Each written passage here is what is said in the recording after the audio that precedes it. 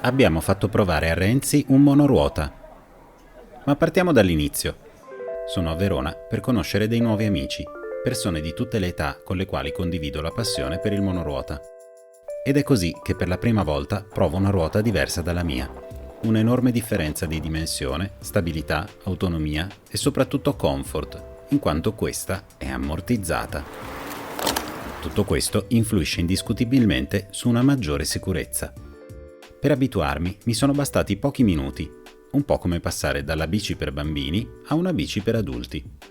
Ci siamo regalati un bellissimo giro, arrivando dalla stazione al centro di Verona, percorrendo comode ciclabili, in pieno rispetto di altri mezzi e soprattutto dei pedoni. Una tranquilla passeggiata di fianco all'arena, procedendo nelle zone pedonali a velocità assolutamente consona e prudente, diretti a una focaccia particolarmente buona.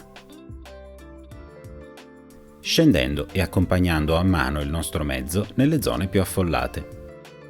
Ma il nostro obiettivo oggi, oltre a quello di passare in compagnia una bella giornata, è quello di farci conoscere, condividendo con le persone le nostre esperienze su questo mezzo ancora poco conosciuto. Ci siamo diretti quindi alla Fiera di Verona. Io almeno ogni tanto faccio 2 passi, se non una ruota, se no. Dove io e i miei nuovi amici di Ruota & Go, trovi i loro link in descrizione, abbiamo illustrato le caratteristiche del monoruota a forze dell'ordine e militari, decantandone vantaggi e pregi. Allora, io sono il possessore di quella più piccolina, quindi sono assolutamente il piccolo della banda. Io ce l'ho da 5 anni, ne ho fatto un video pochi giorni fa, l'ho pubblicato su YouTube proprio un po' per sensibilizzare. È chiaro che sempre l'uso che se ne fa, purtroppo viviamo in un periodo in cui c'è molto odio per i monopattini. Sì, e molto. Purtroppo questo odio è dato anche da un 10% che lo usa male, perché io ne conosco tanti che sono responsabili. Sì, rispettano i limiti, i pedoni, perché vedi che proprio sicurezza. Ma il nostro scopo oggi è quello di farci vedere anche da qualcuno più vicino alla stanza dei bottoni. Vai! Bene, che volete fare? Ditemi. 2 domande al volo. Vai, voi siete tutto il 100% elettrico. Siamo al Sì. 100%. Quindi questo è il... Questo è un monoruota elettrico.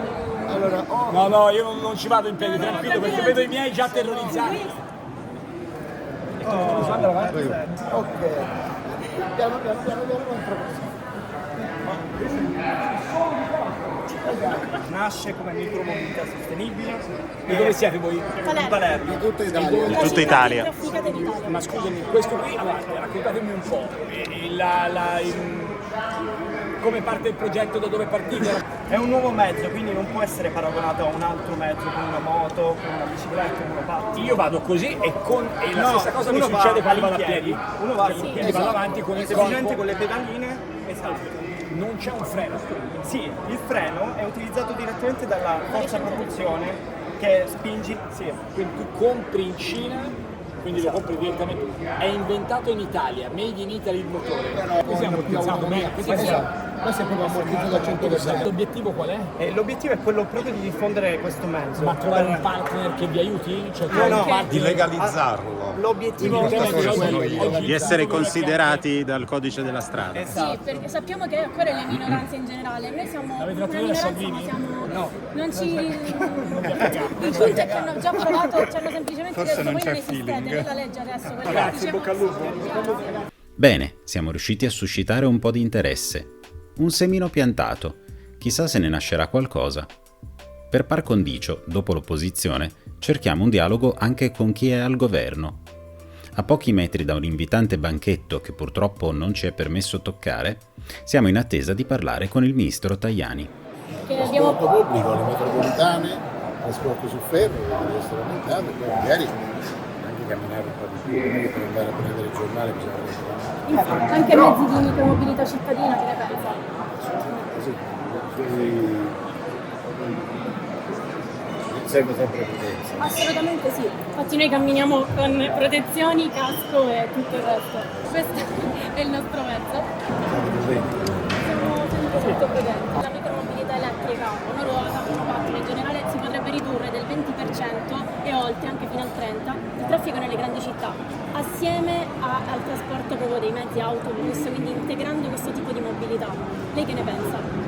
Sono favorevole, però attenzione alla sicurezza. In sicurezza Sì, sì. e con una legge giusta. Perché bisogna essere prudenti con delle buone norme. Sì. Quello sì, però prudenza. Esatto, signor Ministro. Norme. Quello che noi chiediamo è per l'appunto di far parte di un insieme di regole che esistono proprio per la sicurezza stradale, come esistono delle regole per le bici, come si stanno facendo delle regole per i monopattini, perché si possa convivere in maniera del tutto pacifica e soprattutto prudente con pedoni e altri mezzi ecologici.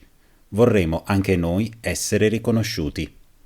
Perché questo avvenga si deve superare la paura che questo mezzo può incutere a chi non lo conosce, far capire che monopattini e monoruota sono esattamente al pari delle bici, che potrebbero alleviare la pesante presenza del traffico nei nostri centri urbani, e chi decide di legiferare dovrebbe quanto minimo intavolare un discorso con chi lo usa e capire le ragioni che spingono molte persone, anche se una minoranza, a farne uso, capire come le nostre città non possono più tollerare la presenza di tante automobili, capire come dei mezzi di trasporto possano trasformare per molti brevi tragitti quotidiani in uno spostamento ecologico, sicuro e prudente, e perché no, anche divertente.